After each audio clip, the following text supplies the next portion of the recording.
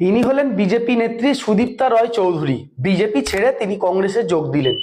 গতকাল একটি ভিডিও আপনার দেখিয়েছিলাম, বেশ কিছু সাধু বাবা, সাধু সন্ন্যাসী কিন্তু বাঙালি, তারা বিজেপি ছেড়ে দিয়ে তারা বিজেপির বিরুদ্ধে রীতিমতো যুদ্ধ বা জেহাদ ঘোষণা করেছেন।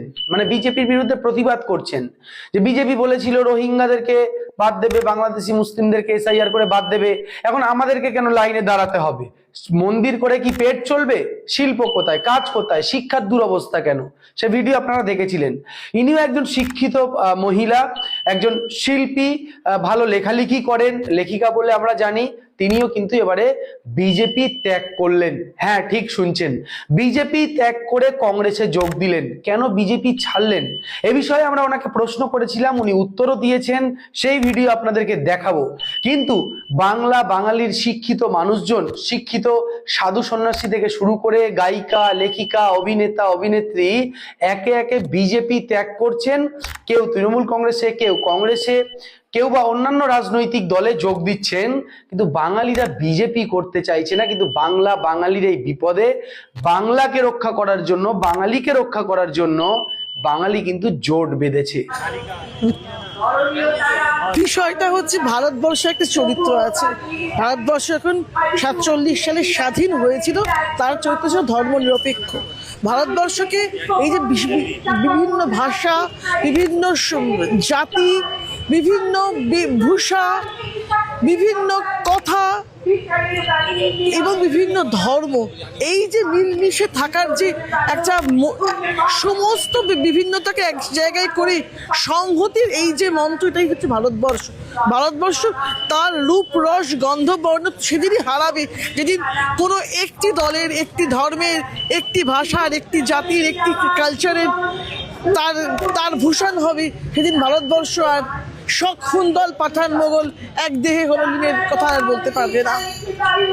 কিন্তু কংগ্রেসে কেন আসলেন? কংগ্রেসের তো এই সময় একটা খারাপ সময় বলে আমরা জানি।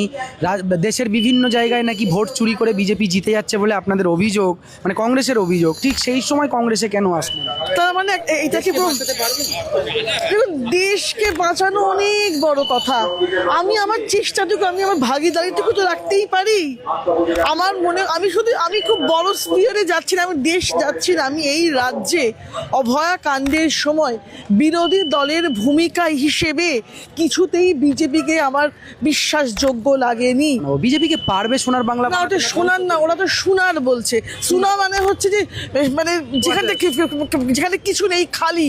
সোনার শব্দ দিল সুনা সুনা লাগে, খালি খালি সোনার হচ্ছে। তাই সোনার বাংলার ডাক্তার তারা দেননি, তাই সোনার বাংলার দেওয়ার কোনো অভিপ্রায়ও তাদের নেই। তাদের যেটা অভিপ্রায় সেটা হচ্ছে যে আরএসএস এর দুর্গা ক্ষমতায় থাক। আরএসএস এর দুর্গা ক্ষমতার সবচেয়ে বড় গুরুত্ব হচ্ছে তিনি এই রাজ্যে কংগ্রেসকে কি বলে গিয়ে দুর্বল করেছে। বামেদের কংগ্রেসের ক্ষমতা বেড়েছে। সেটা তো আজকে কংগ্রেস নিজের দক্ষতায়, নিজের যোগ্যতায়, নিজের মানে ক্যাপাবিলিটি নিয়ে।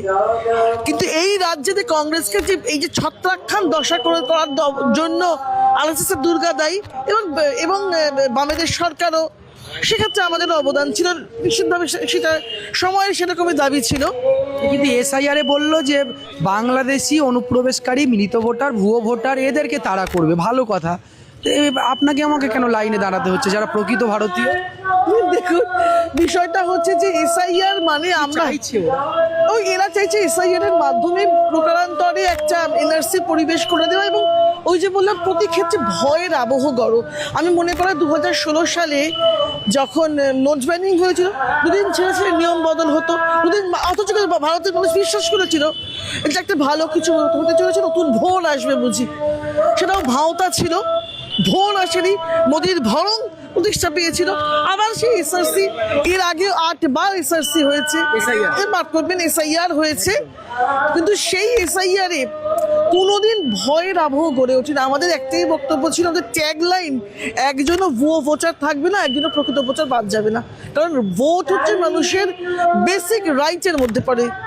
তো এই বেসিক রাইটসটাই মানুষ যারা কেড়ে নিতে চায়, তারা মানুষের, নাগরিকের অন্ন, বস্ত্র, বাসস্থানের প্রতিও তাদের কোনো আবেগ বা আগ্রহ থাকবে না বলাই বাহুল্য। তাই ঘটেছে। আজকে যে এনআরজি প্রকল্প থেকে নাম বাদ দিক, নাম তো সব ক্ষেত্রেই বাদ দিচ্ছে, কিন্তু আদর্শ হচ্ছে যে আদর্শ মহাত্মার আদর্শকে ভুলিয়ে দেওয়া যায় না। তাই বিডিজি রামজি করে নাম বাদ দেওয়া যায় গান্ধীজি, কিন্তু দেশের মানুষ বলছে পয়সা দো মোদিজি। কিন্তু গান্ধীজির গলায় মানে মালা দিচ্ছে, গান্ধীজির ছবিতেও মালা দিচ্ছে, নাথুরাম গডসের ছবিতেও মালা দিচ্ছে। এবার আপনারাই বলুন, নাথুরাম গডসে আর গান্ধীকে একসঙ্গে কি এক ফ্রেমে কি রাখা যায়? তার চশমা ব্যবহার করার পর যখন দরকার তার চশমা, তখন তার গান্ধীজির চশমা ব্যবহৃত হচ্ছে, এদিকে নাথুরাম গডসের মূর্তিতে মালা দেওয়া চলছে। তাহলে এই সরকারকে কি আপনি সত্যি বিশ্বাস করতে পারবেন? সংখ্যালঘুও বিশ্বাস করবে না, সংখ্যাগুরু এর ফাঁদে পা দেওয়া উচিত হবে না। হিন্দু রাষ্ট্রের কথা বলছি, এদিকে মতুয়া হিন্দুদের নাম বাদ চলে যাচ্ছে। এটাই তো আমি বলতে চাইছি যে অ্যাকচুয়ালি কোনো আদিবাসীদের যে অধিকার জঙ্গল এখানে দিতে চাইছি না। আমার প্রশ্ন হচ্ছে যে অ্যাকচুয়ালি হিন্দু না, মুসলিম না, শিখ, ইসাই না, এরা যাদের সঙ্গে রাখলে নিজেরা ক্ষমতায় থাকতে পারবে সেই সব লোকেদের হাতেই এরা ভারতবর্ষের অধিকাংশ সম্পত্তি তুলে দিচ্ছে এবং দেশের সাধারণ মানুষ দিন দিন গরিব থেকে গরিবের দিকে চলে যাচ্ছে। এর আগে আপনি আমাদের ইন্টারভিউতে বলেছিলেন, আজকেও দুটো কারণ বললেন, বিজেপি ছাড়ার দুটো কারণ, যে বিজেপি তৃণমূলের একটা সেটিংয়ের বিষয়, যেমন অমিত শাহ দেখা করেননি অভয়ার বাবা মায়ের সঙ্গে, অন্য দিক থেকে এই যে বহু জাতি, বহু মত, বহু ভাষার দেশ, সেখানে এভাবে চলে না। আর কি কারণ বিজেপি ছাড়া? দেখুন, বলতে গেলে কিছু ব্যক্তিগত বিষয় তো এসে পড়ে। ব্যক্তিগত বিষয়টা এইরকম, আমি যখন বিজেপি জয়েন করি তখন বিজেপি বেশ ভালো করেই জানতেন যে আমার শিক্ষিত মহিলাকেও বিজেপি রাখতে পারলো না, সম্মান দিতে পারলো না, সেটা ওদের ব্যাপার, ওরা হয়তো মনে করেননি। দেখুন, এটা তো আপেক্ষিক, কে কাকে শিক্ষিত বা দরকারি বলে মনে করবেন সেটাতে আমি যাচ্ছি না।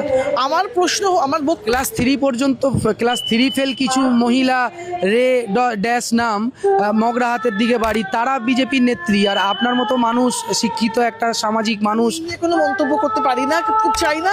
দলের নিশ্চয়ই দরকার ছিল, এটা তো ব্যাপারটা সেটা না। আমার বক্তব্য পিছনে একটা কাহিনী রয়েছে এখানে। আমি যখন জয়েন করি তখন দল ভালোভাবেই জানতেন যে আমার স্বামী কংগ্রেস মুখপাত্র, তৎসত্ত্বেও আমাকে দলে কেন নেওয়া হলো? পরবর্তীকালে এই বোধোদয় হলো যে না, আমাকে কোনো কাজে ব্যবহার করা যাবে না, কারণ আমার স্বামী কংগ্রেস মুখপাত্র। এই লেট বোধোদয়টা আমার অসুবিধার কারণ হলো কাজ করার ক্ষেত্রে। দ্বিতীয়ত যেটা, সেটা হচ্ছে যে কোনো একটি চ্যানেলে বসে দলের আমি একজন নাম করে বলতে আমার আপত্তি নেই, কিয়া ঘোষ মুখপাত্র, তিনি বললেন বাড়ির লোককে বিজেপিতে ঢুকিয়ে দিয়ে কংগ্রেস সেজে বসা চলবে না, আমার স্বামীকে। হ্যাঁ, একেবারে ব্যক্তি আক্রমণ যে কথাটা উনি ঘরে, তাহলে কি ওর এতটুকু অধিকারও নেই যে সুকান্ত বাবুর কাছে গিয়ে কানে কানে এই কথাটা বলার, যে কথাটা ওকে কেঁদে টিভিতে চিঁচিয়ে বলতে হচ্ছে? খুব দুঃখের ব্যাপার এটা। এবং এটা নিয়ে দল অস্বস্তি হলো, তারপর জিনিসটা আর কিছু হলো না। এই অবস্থায় আমার রাজনীতি করে আমি রোজগার করি না। আমার কোনো যে রুলিং পার্টির সঙ্গে বা সেন্ট্রালের রুলিং পার্টি বা রাজ্যের রুলিং পার্টির সঙ্গে থাকতেই হবে এমন কোনো কম্পালশন আমার নেই।